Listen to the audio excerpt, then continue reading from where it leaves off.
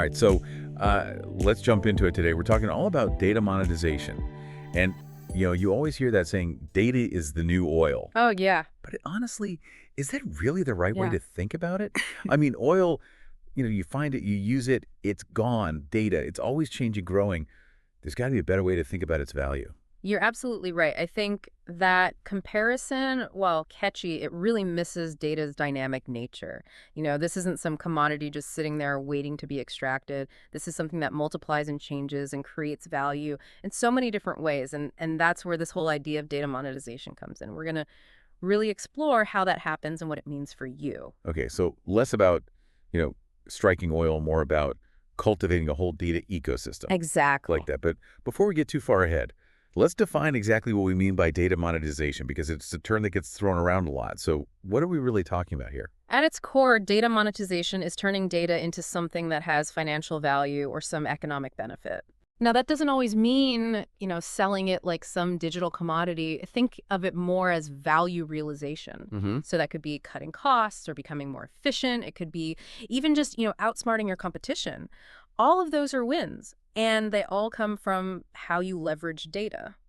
So it's not just about, slapping a price tag on your spreadsheet and calling it a day. No, not at all. Right. In fact, one of the sources that we're looking at today, it talks about some other pretty interesting motivations beyond, just cold, hard cash. Okay. Like launching brand new revenue streams. Yeah. If you have this really unique data that other people want, why not package it up in a way that, brings in new income? Okay, now you're talking my language, Yeah. that entrepreneurial spirit. Yeah. But this source also talks about, how data monetization can actually lead to better products and services. For sure.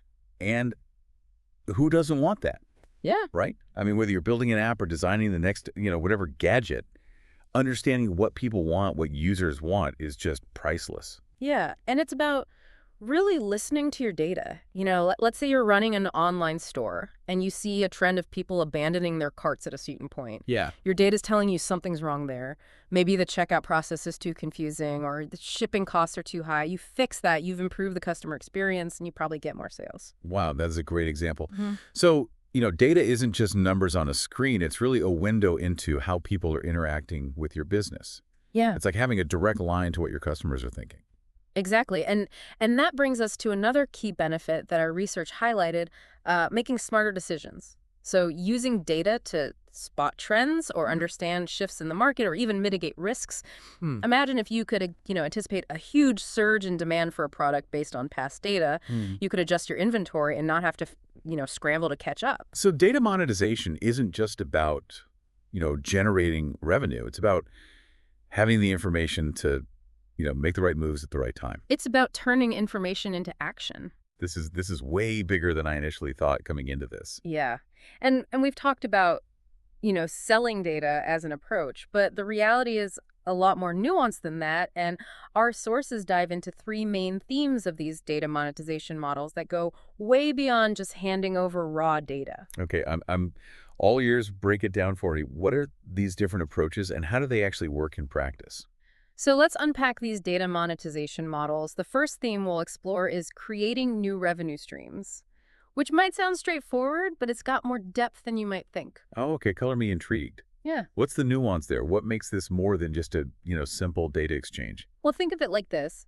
You could sell the raw data just as it is. Okay. That's what's called data as a product, or DAP. DAP. It's like selling raw ingredients to a chef, but you could also take that data, analyze it, and extract valuable insights and turn it into insights as a service. Okay. Or IS, that's like selling a gourmet meal. You're providing something refined and ready to consume, which, commands a higher price. Ah, I see. So it's about adding value beyond the raw data itself. Exactly. It's like the difference between selling lumber and selling like custom-built furniture. Exactly. And the type of data you're selling matters too. Let's say you have data on consumer trends in a specific niche market that could be super valuable to, market research firms or companies trying to enter that market. They're not just buying data points. They're buying insights that can shape their whole strategy. Okay. So DAF is about finding the right buyers for your raw data, while IAS is about transforming that data into something truly valuable. Right. What are some real-world examples of IAS in action? Imagine a company that analyzes social media data to provide sentiment analysis reports. Okay. They're not selling the raw tweets or posts. They're selling the insights they get from that data. Okay. Like, what are people saying about this brand or this product or even, a social issue? This is gold to marketing agencies, PR firms, anyone who wants to understand what the public is thinking. That's fascinating. So they're taking that raw data, crunching the numbers, and delivering, actionable insights that clients can use to make better decisions. It's like turning data into a weapon, That's a great way to put it. a strategic weapon. Now let's move on to the second theme, data apps and analytics platforms. This is where things get really interesting, especially for those of us who aren't, data scientists. Okay. I have to admit, this one always sounds a bit intimidating to me. I picture lines of code and, complex algorithms. Is this really something that anyone can grasp? It absolutely is. Think of it like any other app you use on your phone. You Yeah. have a user-friendly interface, and you can, interact with data in a way that makes sense. Take customer relationship management platforms, for example, Okay. or CRM.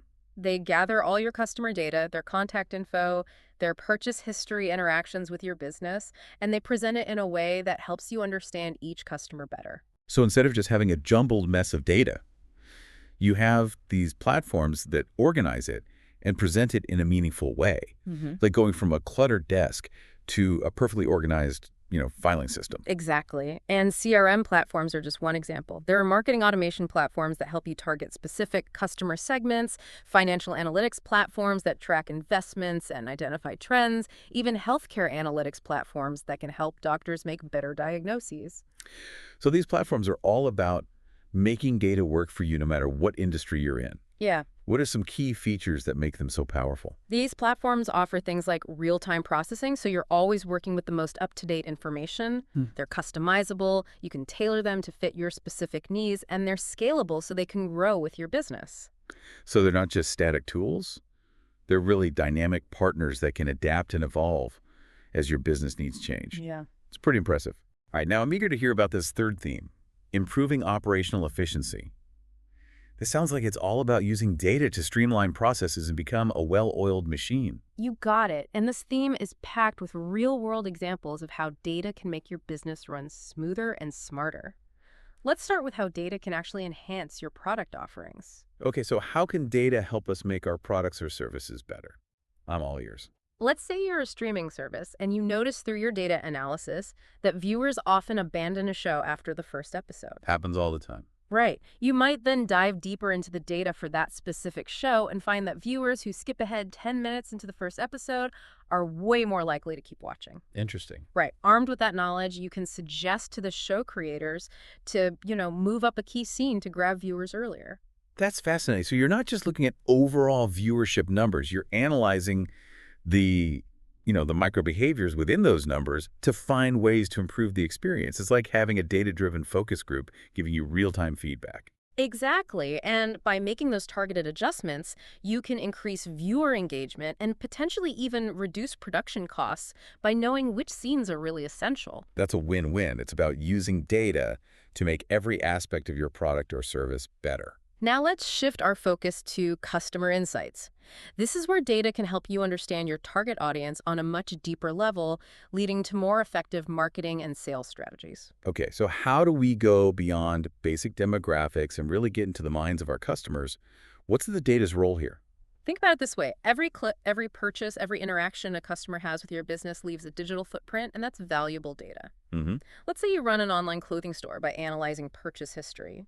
You might find that customers who buy a certain style of jeans also tend to buy a specific type of jacket.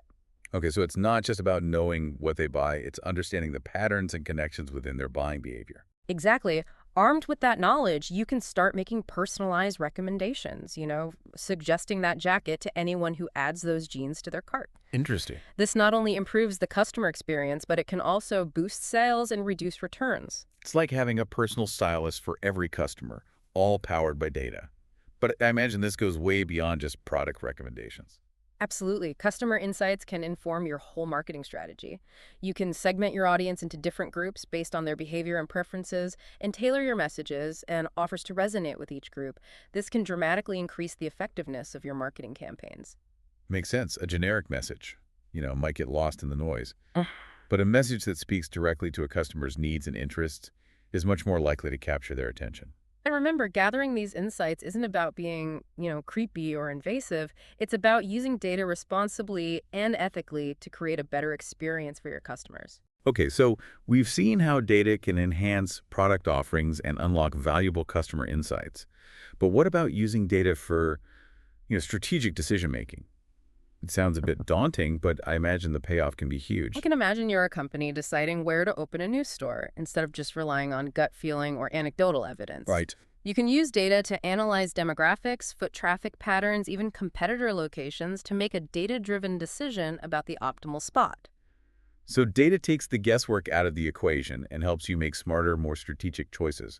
Are there other examples of how this plays out in the real world? Take the music industry, for instance. Streaming services use data not only to curate personalized playlists, but also to identify emerging artists and trends. Okay. They analyze listening habits, social media buzz, even concert ticket sales to spot the next big thing before it even hits the mainstream. That's incredible. So they're not just reacting to what's popular, they're using data to predict future trends and even shape the future of music. Yeah. Data-driven talent scouting. And this kind of predictive analysis is being used in all sorts of industries.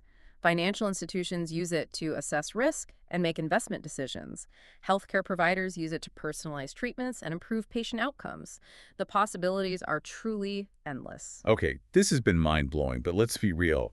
Data monetization can seem pretty complex, especially for someone just starting out. What are some key takeaways for those who are eager to, unlock the value of their data but don't know where to begin?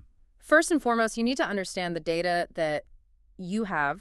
Not all data is created equal. Some data sets will be more valuable than others depending on your industry and goals. Conduct a data audit. Okay, What data are you collecting and how can it be used to create value? so step one is taking inventory of your data assets and assessing their potential. What's next? Data quality is paramount. Make sure your data is accurate, complete, and organized. This might involve cleaning up inconsistencies, standardizing formats, and establishing clear data governance processes. Data governance, we touched on that earlier. It's about having a plan for managing your data throughout its life cycle, right? Precisely, think of it as creating a set of rules and procedures for how your data is collected, stored, used, and protected. This ensures that your data is reliable, secure, and used ethically. So you've got your data organized Mhm. and a plan for managing it responsibly. What's the next step on the road to data monetization? Choose the right monetization model for your needs. Okay. Do you want to create new revenue streams by selling data or insights, develop data-driven apps or platforms, or maybe your focus is on using data to improve internal operations and boost efficiency? There's no one-size-fits-all approach. It's about choosing the right tool for the job. Right. Exactly. But even with the right tool, you need the skills to use it effectively. Absolutely. This is where data analytics and expertise come into play. You need to be able to extract meaningful insights from your data and translate those insights into actionable strategies. This might involve investing in data analytics tools, building a team with data science skills, or partnering with external experts. So it's not enough to just have the data you need to know how to interpret it and use it to make informed decisions. It's about connecting the dots between the numbers and the real-world impact. Exactly. And remember, data monetization is an ongoing journey, not a destination. Right. The data landscape is constantly evolving, so you need to be adaptable and willing to adjust your strategies as needed. Stay curious, keep learning, and don't be afraid to experiment. The world of data monetization is full of exciting opportunities for those who are willing to embrace the challenge. Well, this has been an incredible deep dive. We started with a simple question: is data the new oil? Really, the best way to think about data's value, and I think we can confidently say the answer is a resounding noter. No data is so much more dynamic, multifaceted, and transformative than that. It's an asset with the power to revolutionize businesses, industries, and even our lives. Oh. It's about making smarter decisions, creating better products and services, and ultimately unlocking a world of possibilities. We've explored different ways to monetize data, from creating new revenue streams to improving operational efficiency. But most importantly, we've learned that data is a powerful tool that, when used responsibly and strategically, can drive innovation growth and positive change. And as we wrap up this deep dive, I want to leave you with one final thought. If data is an asset, how are you currently valuing it? What steps can you take today to start unlocking its full potential? That's a great question for our listeners to ponder. Thanks for joining us on this journey of discovery. We hope you've gained valuable insights that you can apply to your own endeavors. And remember, the world of data is vast and ever evolving. So keep exploring, keep learning, and never stop diving deep.